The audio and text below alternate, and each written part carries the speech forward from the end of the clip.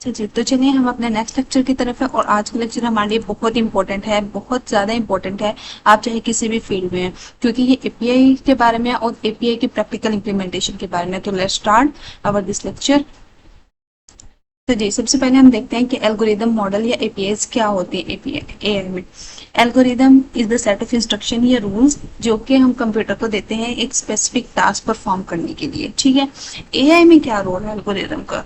Algorithms are used to process data, identify patterns and learn from that data to build AI model. AI model को buildup करने के लिए जितना भी data हम उसको देंगे, जो पैटर्न उसको देंगे, जो इंस्ट्रक्शन देंगे, वो सारी की सारी हम एल्गोरिदम के थ्रू ही देंगे। ठीक है, जितनी हम एआई मॉडल को ट्रेन करने के लिए या बिल्ड करने के लिए हम जितनी इंस्ट्रक्शन देंगे, स्टेप बाय स्टेप एक सीक्वेंस होती है ना एल्गोरिदम, तो वो हम सारी की सारी उस मॉडल को ट्रेन करने के लिए उसको देंगे, इंस्ट्रक्शन देंगे कि तुमने ऐसे ऐसे ऐसे ऐसे ये है, ये रूल है, ये रूल है, ये रूल है, ये तुम सारे फॉलो करो, फिर तुमने ट्रेन करना है। उसके बाद तुम्हारे पास कोई अनसीन डाटा है तो तुमने इन रूल्स को फॉलो करते हुए उसको आउटपुट देनी है। ठीक है, तो कोई भी एआई मॉडल बिल्ड करने के लिए, किसी डाटा को प्रोसेस करने के लिए, कोई भी फंक्शनैलिटी उसने परफॉर्म करनी है, तो उसको वर्किंग के लिए हम एल्गोरिदम के थ्रू या एल्गोरिदम के अकॉर्डिंग ट्रेन करते हैं। Algorithm are the building block of the AI, providing the how for a machine to process. Machine को बताया जाता है स्टेप बाय स्टेप कि how you train, how you have to make decision. ठीक है, उसके बाद आता है एआई मॉडल्स। मॉडल्स क्या होते हैं? Model is the learn representation of the data train by the algorithm. Algorithm की बेस पे एक मॉडल को ट्रेन किया जाता है for the data and through data. ठीक है, डाटा के थ्रू उसको ट्रेन किया जाता है, step by step instruction algorithm के थ्रू उसको दी जाती है और फिर अनसीन डाटा उसको देके उसकी जो भी ट्रेनिंग होती है उसका टेस्ट किया जाता है।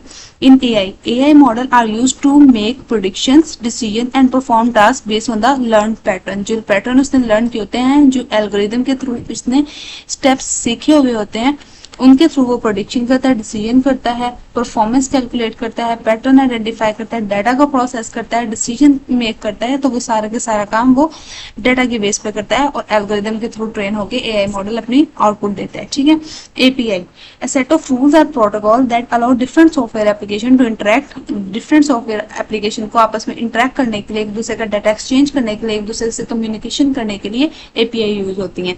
इन AI API enable developer to access and use AI model. जितने भी AI मॉडल ट्रेन करके रख दिए गए हैं उनको अपनी एप्लीकेशन के अंदर यूज करना, एंड एल्गोरिदम्स को भी without needing to understand the underlying implementation of the detail. ठीक है, जितनी भी उनको ट्रेन करने के लिए हार्डवर्क लगी है या इम्प्लीमेंटेशन लगी है या जो उस पर एफर्ट की गई है, उसको अंडरस्टैंड किए बगैर सिर्फ उसको अपने पर्पज के लिए यूज करना, इसलिए AI के अंदर API यूज होती है। अब हम देखते हैं क्लाइंट एपीआई मॉडल। ठीक है, क्लाइंट जो है वो डायरेक्ट अपने ब्राउजर के थ्रू एक्सेस करता है, किसी भी चीज को एक्सेस करना चाहता है अगर एआई मॉडल को, तो एआई मॉडल से पहले उस पर एक एपीआई लगा दी जाती है। वो एपीआई क्या करती है, यूजर से रिक्वेस्ट लेती है और मॉडल तक पहुंचाती है। ठीक है, और मॉडल से रिस्पॉन्स जो भी आता है वो यूजर को उसके यूआई पे, ब्राउजर पे दिखा देती है। अब वो जो मॉडल होता है वो मल्टीपल एल्गोरिदम पे ट्रेन होता है, मल्टीपल रूल्स पे ट्रेन होता है, मल्टीपल स्टेप्स उसको याद होते हैं, मल्टीपल रूल्स को वो फॉलो करता है।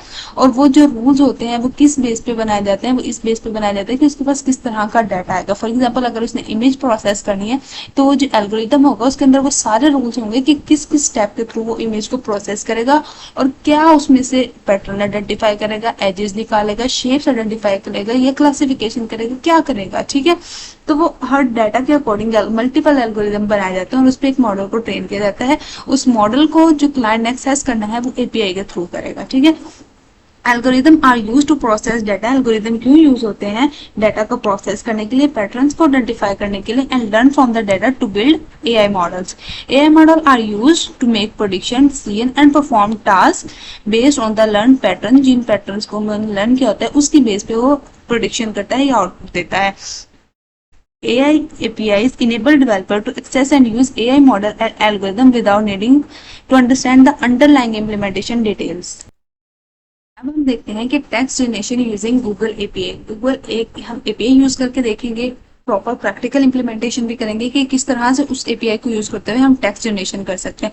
असल में जो टेक्स्ट जनरेशन का मॉडल है उसको मल्टीपल एल्गोरिदम के थ्रू ट्रेन किया गया है कि आपने ये स्टेप्स फॉलो करने हैं, उसके बाद आपने एक टेक्स्ट जनरेट करके देना है। आपको कोई एक टॉपिक मिलेगा, एक प्रॉम्प्ट मिलेगा, आपने बताना है कि आपने उसका अकॉर्डिंग एक प्रॉपर टेक्स्ट पूरे का पूरा जनरेट करके देना है, ठीक है।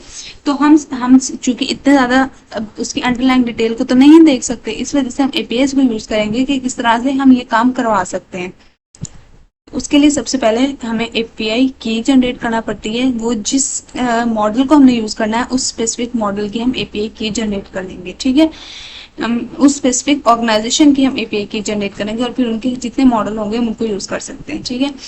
अब यहाँ पे सेकंड स्टेप है कि किस तरह से हमने यूज करना है। अगर हम कोड के थ्रू देखें तो कोड में ये चंद स्टेप्स हैं जिनको यूज करके हम एपीआई अपनी कॉल करवा सकते हैं। सबसे पहले हमें क्या करना है, हम यहाँ पे यूज करने लगे हैं गूगल का जेमिनाई मॉडल यूज करने लगे हैं। और उसके लिए हमने क्या करना है, उससे हमने एक टेक्स्ट जनरेट करवाना है, ठीक है। तो उसके लिए फंक्शन जो होगा वो जनरेटिव एआई का फंक्शन होगा। फ्रॉम गूगल से इंपोर्ट करो जनरेटिव एआई। अब जनरेटिव एआई का अब हम एक क्लाइंट बना लेंगे जिसमें हम वो एपीआई की देंगे, वो की देंगे तो क्लाइंट जनरेट हो जाएगा और फिर उस क्लाइंट से वो की उसको मिल गई क्लाइंट को। अब वो क्लाइंट जिस भी मॉडल को कॉल करना चाहे, ठीक है, जो भी टास्क परफॉर्म करवाना चाहे वो करवा लेगा। वो क्लाइंट क्या करेगा, वो कहेगा कि मैंने ये वाला फंक्शन कॉल करवाना है जिसमें मैं जनरेट कंटेंट, इस मॉडल के अंदर क्लाइंट के पास मल्टीपल मॉडल होंगे, उस मॉडल के अंदर से वो कौन सा फंक्शन कॉल करवाना चाहता है वो जनरेट कंटेंट का, और इसके अंदर पैरामीटर वो कौन सा देगा, मॉडल का नेम देगा और जो कंटेंट देगा कि प्लीज डिफाइन एपीआई, वो ये कंटेंट दे देगा। ये कंटेंट जो है वो एपीआई के थ्रू जो ये कॉल होगी ये जाएगी मॉडल के पास और मॉडल इसका रिस्पॉन्स एक देगा, ठीक है। रिस्पॉन्स डॉट टेक्स्ट यहाँ पे वो प्रिंट हो जाएगा, फिर वो बताएगा कि हमें कि एपीआई क्या होती है, वो हमें इसका प्रॉपर आंसर देगा, ठीक है। को याद हो तो हमने अपने प्रीवियस लेक्चर में डिस्कस किया था कि एपीआई कॉल करने के लिए हमें एक एंड पॉइंट की जरूरत होती है, एक एपीआई की जरूरत होती है और कुछ पैरामीटर्स की जरूरत होती है, ठीक है। लेकिन यहाँ पे अब हम क्या कह रहे हैं, यहाँ पे हमारा सिंटैक्स थोड़ा चेंज है। यहाँ पे हम कुछ पैरामीटर्स तो दे रहे हैं और साथ एपीआई की भी दे रहे हैं, लेकिन जहाँ पे हम एंड पॉइंट लिखते थे उसकी जगह हमने स्पेसिफिक टाइप सिंटैक्स लिखा है। ये क्यों लिखा है, ये इस वजह से लिखा है कि हमें अगर स्पेसिफिक जैसे जनरेट कंटेंट फंक्शन का हमें प्रॉपर एंड पॉइंट नहीं पता तो हम इसकी जगह उस एंड, वैसे तो यहाँ पे एंड पॉइंट लिखते हैं लेकिन अगर एंड पॉइंट हमें नहीं पता तो हम ये स्पेसिफिक एक सिंटैक्स लिखते हैं जिसके थ्रू हम उस एंड पॉइंट को एक्सेस कर सकते हैं, ठीक है। अगर हम ये एंड पॉइंट यहाँ पे, ये वाला एंड पॉइंट यहाँ पे लिख दें, एक मिनट, अगर हम ये वाला एंड पॉइंट यहाँ पे लिख दें तब भी हम उसको एक्सेस कर सकते हैं, लेकिन चूंकि हमें प्रॉपर नहीं पता होता कि किस फंक्शन के लिए कौन सा एंड पॉइंट है तो हम ये वाला सिंटैक्स यूज करते हैं, ठीक है। और ये वाला मेथड जो होता है ये होता है हमारा विदाउट एसडीके। इस मेथड को हम कहते हैं कि एसडीके साथ। अब एसडीके सॉफ्टवेयर डेवलपमेंट किट के साथ जब हम ये यूज करते हैं तो उससे हमें आसानी क्या हो जाती है कि वो सॉफ्टवेयर डेवलपमेंट किट की खुद जिम्मेदारी होती है कि वो पहले ही मेक श्योर कर ले कि उसके पास एपीआई की आई है, उसके पास पैरामीटर आए। लेकिन अगर हम एंड पॉइंट यूज करते हैं तो उसमें हमें हर चीज खुद मेंटेन करनी पड़ती है कि हमें एपीआई खुद ही मेक श्योर करना पड़ता है कि एपीआई भी होनी चाहिए, सही होनी चाहिए, पैरामीटर्स होने चाहिए, हमें बताना चाहिए कि हमें किस फॉर्मेट में डाटा भेजना है, किस फॉर्मेट में हमें डाटा रिस्पॉन्स चाहिए, ठीक है। हमारी एप्लीकेशन किस तरह के वेब एप्लीकेशन है या नहीं है, उसके हेडर्स क्या होंगे, तो वो प्रॉपर डिटेल हमें सारी देनी पड़ती है, ठीक है। इस वजह से वो बहुत बहुत लेंथी मेथड होता है और बिगनर के लिए बहुत डिफिकल्ट होता है, तो इसलिए हम प्रेफर करते हैं कि हम एसडीके के साथ किसी भी एपीआई को कॉल करें। अब यहाँ पे हम देखते हैं कि क्या क्या हमारे पास फायदे होते हैं कि हम एसडीके को यूज करें और ना करें, ठीक है। विद एसडीके हमारा सिर्फ इतना सा कोड होगा, लेकिन हम विदाउट एसडीके देखें तो हमारा इतना बड़ा कोड होगा। तो कितनी ज्यादा हेक्टिक है हमारे लिए ये कि हम इतना बड़े कोड को यूज करें जबकि हमारा काम इसमें भी हो रहा है, ठीक है। हम वही जनरेट कंटेंट का फंक्शन कॉल कर रहे हैं, उसको अपना डाटा दे रहे हैं जो हमने जिसका रिस्पॉन्स लेना है और साथ हम उसको मॉडल दे रहे हैं, जबकि यहाँ पे हमें वो एपीआई भी प्रॉपर देनी पड़ी है, कुछ चीजें इंपोर्ट भी करनी पड़ी है, उसको प्रॉपर यूआरएल देना पड़ा है, हेडर देने पड़े हैं, कंटेंट टाइप देनी पड़ी है, डाटा देना पड़ा है और उसके बाद हमें एक रिस्पॉन्स देगा। फिर यहाँ पे हमें प्रॉपर ये पैरामीटर्स भी डिफाइन करने हैं, ठीक है। सेकेंड जो है वो हमारा है error handling. SDK automatically handles common error, जबकि विदाउट एसडीके हमारे जो एरर है वो हमें खुद ही हैंडल करने पड़ते हैं, ठीक है। उसके बाद आता है authentication and security. SDK take care of attaching API की और आउट टोकन करेक्टिवली। वो खुद ही उसकी जिम्मेदारी होती है कि वो खुद ही अटैच करेगा और मेक श्योर करेगा कि सही सही अटैच में, जबकि without SDK you must manage secure storage and header yourself. हमने देखा कि हमें हेडर भी खुद मैनेज करना पड़ रहा होता है। Updates and compatibility. If Google change the API slightly the SDK is updated to match, ठीक है। If you use raw endpoint you must manually update your code. क्या कहना है, वो कह रहे हैं कि अगर गूगल ने अपना एंड पॉइंट चेंज कर दिया और हमें उसका पता नहीं चला, ठीक है, तो हमारी एपीआई तो कॉल नहीं करेगी। लेकिन अगर हम एसडीके यूज कर लेते हैं तो गूगल अगर अपना एंड टू एंड चेंज भी कर देते हैं तो हमारा एसडीके उसको ऑटोमेटिकली एक्सेस कर लेगा और हमें अपडेटेड जो हमारा एंड पॉइंट होगा वो उसके थ्रू हम एपीआई को कॉल करेंगे। तो हमें दरमियान में कोई भी रुकावट नहीं होगी कि हमारा कभी एंड पॉइंट सही हो रहा है, कभी खराब हो रहा है, कभी एपीआई कॉल हो रही है, कभी नहीं हो रही, ठीक है। Without the SDK we have to manually keep an eye on every aspect of API calling. We have to manage APIs authentication, security, header, content and syntax. But with the SDK we don't have to worry about all these things. तो इसको एक real life से example समझते हैं कि without SDK जैसे अगर हम कहते हैं you build a car from scratch, ठीक है, बिल्कुल आपको स्क्रैच से कार, जैसे आपने उसका इंजन, व्हील्स, कैसा उसका स्ट्रक्चर होगा, आर्किटेक्चर कैसा होगा, क्या कलर होगा, कैसी स्पीड होगी, हर चीज को खुद ही मैनुअली आपको ऑब्जर्व करना पड़े। लेकिन with SDK you just drive the car because everything is already assembled. तो आप सिर्फ अपनी कार को चलाएं, आपको नहीं जरूरत कि आप देखें कि अंडरलाइन डिटेल्स क्या है उसकी। अब हम प्रैक्टिकल देख लेते हैं कि हम इसका प्रैक्टिकल कैसे करेंगे और प्रॉपर हमें किस तरह से रिस्पॉन्स जनरेट होके मिलेगा। तो हम इसको देखते हैं। तो आपने सबसे पहले अपने ब्राउजर पे आना है, यहाँ पे लिखना है गूगल कोलैब। गूगल कोलैब आप इस तरह से इंटर प्रेस करेंगे तो आपको यहाँ पे गूगल कोलैब की वेबसाइट नजर आ जाएगी, ये वाली, ठीक है। आपने इस पे क्लिक करना है। जैसे ही आप इस पे क्लिक कर तो आपको ये वाला पेज शो हो जाएगा, ठीक है। अब आपके यहाँ पे दो ऑप्शन आ रहेंगे कि न्यू नोटबुक या ओपन नोटबुक। तो आपने न्यू नोटबुक पे क्लिक करना है।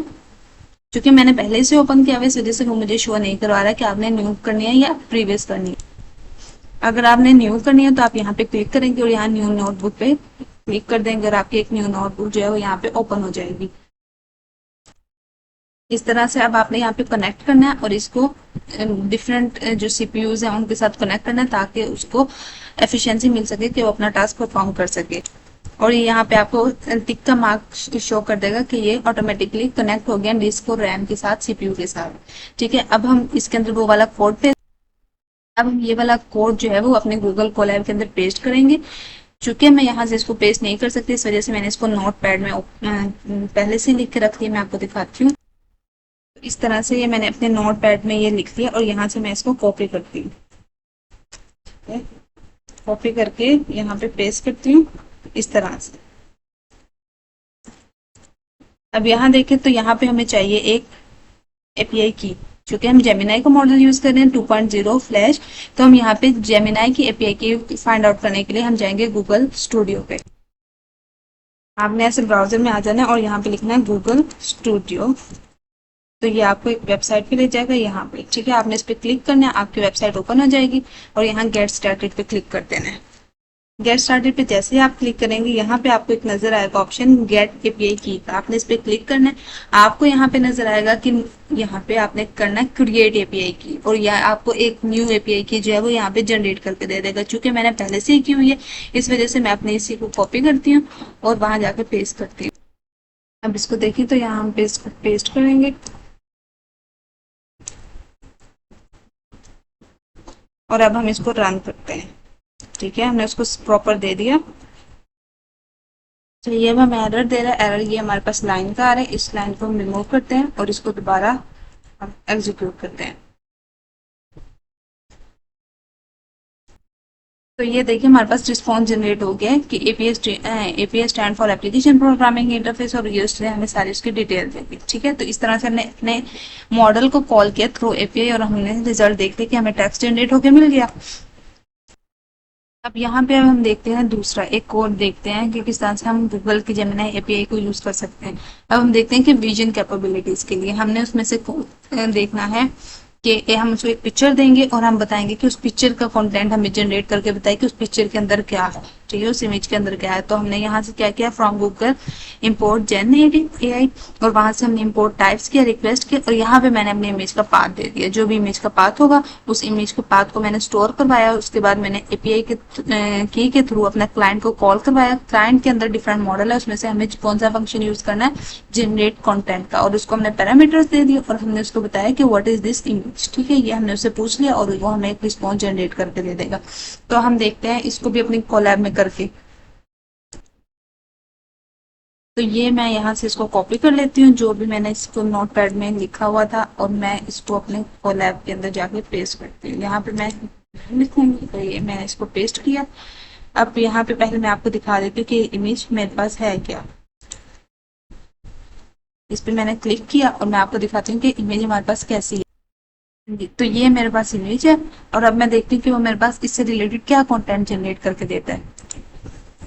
यहाँ पे इसको मैंने क्लिक किया और ये जनरेट कर रहा है कंटेंट।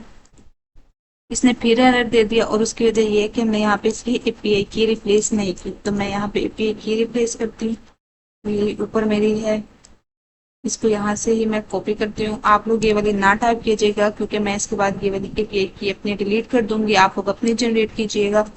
और यहाँ पे मैंने इसको पेस्ट करके रन किया है। तो अब ये एग्जीक्यूट हो रहा है और देखिए इसने हमें दिखा दिया कि the image shows a closeup of an eye and face covered in a colourful powder और पिगमेंट। ठीक है, तो उसने हमें प्रॉपर बता दिया कि उस इमेज के अंदर क्या है।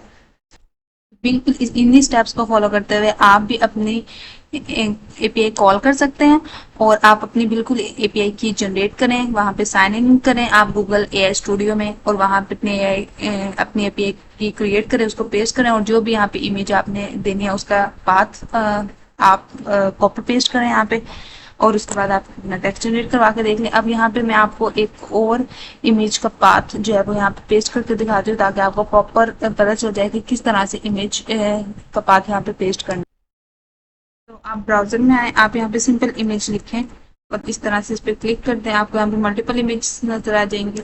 इस किसी एक पे क्लिक कर लें, ठीक है, और यहाँ पे आप इस पे राइट क्लिक करके यहाँ पे आप कॉपी इमेज एड्रेस करें। कॉपी इमेज एड्रेस करने के बाद आप यहाँ पे आए और यहाँ पे अपना वो इमेज जो है वो पेस्ट कर दें और इसको रन करें। अभी आपको उस इमेज से रिलेटेड कंटेंट जनरेट करके होता है। ठीक है, उसने बता दिया कि क्या सब्जेक्ट है, क्या सेटिंग है, क्या हम क्या ऑटोमोस्फेयर है वहां पे, और ओवरऑल उसने इंप्रेशन दे दिया। The image likely aim to capture a moment of appreciation for photography perhaps with the nostalgic note to older camera equipment. ठीक है, तो इस तरह से आप भी कर सकते हैं। अब आप देखिए जेमिना हाउ इट वर्क्स। हमने यहाँ पे क्या किया, यूजर अपने ब्राउजर में या हम अपने ब्राउजर में गए, हमने वहाँ पे एक अपना जो भी गूगल कोलैब थी या जिसके थ्रू भी एक सॉफ्टवेयर के थ्रू हमने वहाँ पे अपनी एपीआई कॉल की, उसको एचटीटीपी रिक्वेस्ट सेंड की, उसके अंदर एपीआई की भी दी और वो वहाँ पे एपीआई सर्वर के पास गया गूगल, उसने एपीआई की ऑथेंटिकेट की, उसके बाद उसने हमें मॉडल को एक्सेस करने की परमिशन दे दी। जैसे उसने मॉडल को एक्सेस किया, मॉडल ने रिस्पॉन्स जनरेट किया और हमें रिस्पॉन्स आके नजर आ गया कि एपीआई क्या होती है। ठीक है, किस तरह से ये काम करती है। आगे हमारे पास आता है कि हम ओपन एआई का भी यूज कर सकते हैं, यहाँ पे उसकी एपीआई भी यूज कर सकते हैं। उसके लिए भी वही मेथड है कि आपको ओपन एआई को इंपोर्ट करना पड़ेगा, उसकी की देनी पड़ेगी, उसका क्लाइंट जनरेट करवा के आपको वहाँ पे बताना पड़ेगा कि आप चैट कंप्लीशन का फंक्शन जो है वो कॉल करवाना चाहते हैं, क्या क्या पैरामीटर है, आप मॉडल कौन सा देंगे, मैसेज उसका क्या होगा। यानी यूजर चाहता है right a short story about a car become a detective. ठीक है, तो यहाँ पे यूजर ने वो दे दिया। उसके बाद आप सिस्टम को यानी मॉडल को बताएंगे कि you are a helpful assistant, तुमने बहुत अच्छे से आंसर करना है। मैक्सिमम टोकन में 200 टोकन होना चाहिए। टेम्परेचर तुम्हारा ज्यादा मुझे हार्ड वर्डिंग नहीं चाहिए, नॉर्मल वर्डिंग हो। ठीक है, तो यहाँ पे हमने वो दे दिया और उसके बाद हमने कहा कि जो भी रिस्पॉन्स आएगा, मल्टीपल रिस्पॉन्स आएंगे, उनमें से तुमने नंबर 0 यानी नंबर 1 पे जो भी रिस्पॉन्स होगा, जो सबसे फर्स्ट वाला होगा, उसको तुमने चूज करना और उसको तुमने स्ट्रिप करके उसके स्पेसेस वगैरह रिमूव करके मुझे प्रॉपर रिजल्ट देना और यहाँ पे रिजल्ट प्रिंट कराना है। आप ये भी यूज कर सकते हैं, सेम ये वाला कॉपी करके वहां पे गूगल कोलैब में जाके पेस्ट करें, आपका ये भी रन करेगा। लेकिन चूंकि गूगल जो ओपन एआई वाली की है वो फ्री नहीं है, जेमिनाई की फ्री थी, उसके 300 क्रेडिट्स होते हैं, वो फ्री होते हैं, लेकिन ओपन एआई की जो की है वो फ्री नहीं है। तो इस वजह से ये पेड है, मैं इसको यूज नहीं करी। अगर आपने ट्राई करना है तो आप वहां पे जाएं, उसका अकाउंट बनाएं और उसके एपीआई की जनरेट करें और उसके बाद आप इसको यूज करें। तो जिस तरह से आप चैट जीपीटी में लिखते हैं कोई भी चीज, तो वो पीछे से क्या आ जाता है, उसके पे कॉल होती है, वो मॉडल के पास जाती है, मॉडल से रिस्पॉन्स आता है और आपको जीपीटी में नजर आ जाता है। तो बिल्कुल इसी तरह से चूंकि अभी हमारे पास कोई एप्लीकेशन नहीं है, तो हमने उसको रन करके देखना था, तो हमने उसको गूगल कोलैब में रन करके देखा। हाँ जी, तो ये था आज का लेक्चर। उम्मीद है आपको समझ आई होगी क्योंकि इसमें हमने प्रॉपर इम्प्लीमेंटेशन करके देखे कि कितनी आसानी से हम कितने एआई के जो बिल्ड इन पहले से बनाए गए मॉडल हैं, जिन पे इतने सालों से काम हो रहा है, हम उसको यूज करते हुए अपनी एप्लीकेशन किस तरह से डेवलप कर सकते हैं। तो आप इसको प्रैक्टिस कीजिएगा, बहुत ईजी टॉपिक है, बहुत मजा आएगा। Thank you so much.